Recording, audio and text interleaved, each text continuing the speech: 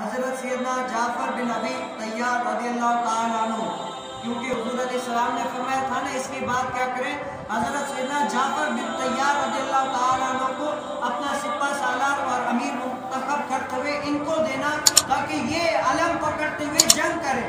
تو حضرت سیدنا جعفر بن طیار رضی اللہ تعالیٰ عنہ جیسے ہی جنگ کے میدان میں جاتے ہیں تو کفاروں کی صفیں الٹ دیتے ہیں، اتنا مارتے ہیں کہ کفار ان کے قریب آنے کے لیے تیار نہیں ہوتے، اتنا ان کو، کیونکہ یہ کیا تھا، جوش تھا، جذبہ تھا۔ حضور علیہ السلام نے اسلام کی خاطر ان کو ابھارا تھا کہ کٹ جاؤ مر جاؤ، لیکن اسلام پہ کبھی بھی آئین بائیں شائی نہیں کرنا۔ کیا کرنا؟ اسلام پہ کبھی بھی آئین بائیں شائی نہیں کرنا۔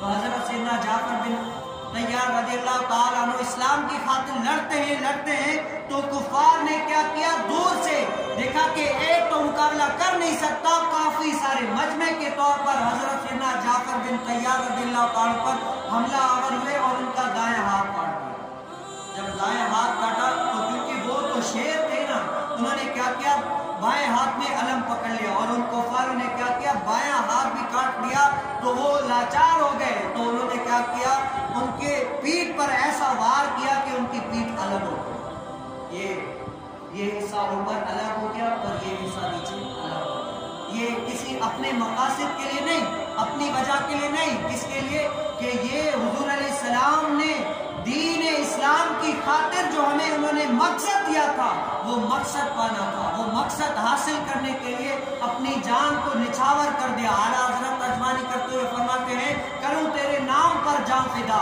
نہ بس ایک جان فدا تو جہاں فدا، تو جہاں سے بھی نہیں جی بھرا، کروں کیا کروڑوں جہاں فدا۔ سبحان اللہ۔ اور اس کے بعد حضرت سیدنا عبداللہ بن اروا رضی اللہ تعالیٰ عنہ، اس کو امیر منتخب کیا۔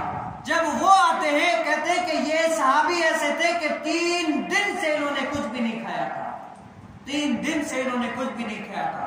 اور جب حضرت سیدنا عبداللہ بن اروا رضی اللہ تعالیٰ عنہ میدان میں آتے ہیں، کیونکہ یہ شاعر صحابی تھے، وہ اپنی نفس کو مخاطب کرتے ہوئے کہتے ہیں کہ اے نفس، تو اتنا دیر کیوں جامع شہادت میں کر رہا ہے، اتنی دیر کیوں کر رہا ہے جنت میں داخل ہونے کے لیے؟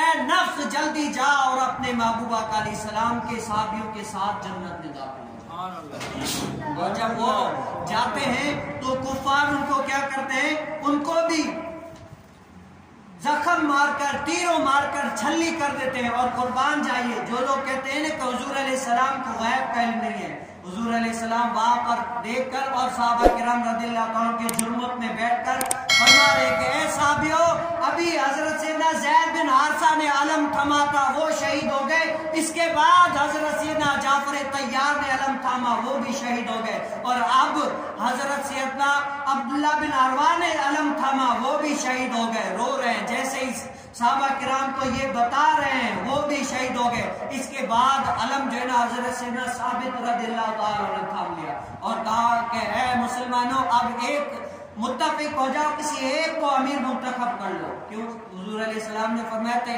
یہ 3 امیر ہیں، اس کے بعد اگر کوئی امیر ہوگا نا تو تمہاری رائے کے مطابق کوئی امیر منتخب کر لینا۔ تو سب نے کہا کہ اے ثابت، آپ امیر بن جائے۔ کیا بن جائے؟ آپ امیر بن جائے۔ تو حضرت سیدنا ثابت رضی اللہ تعالیٰ نے فرمایا کہ نہیں، میں امیر نہیں بنوں گا، امیر وہ بنے گا جو دلیری بہادری میں چست ہو، شجاعت میں بہادری ہو۔ تو سب نے یک بار کی حضرت سیدنا خالد بن ولید کو کہا کہ آپ بن جائیں۔ خالد بن ولید کوئی عام بات نہیں ہے، کیا ہے؟ خالد بن ولید اللہ کی تلواروں میں سے ایک تلوار ہے۔ حضرت سیدنا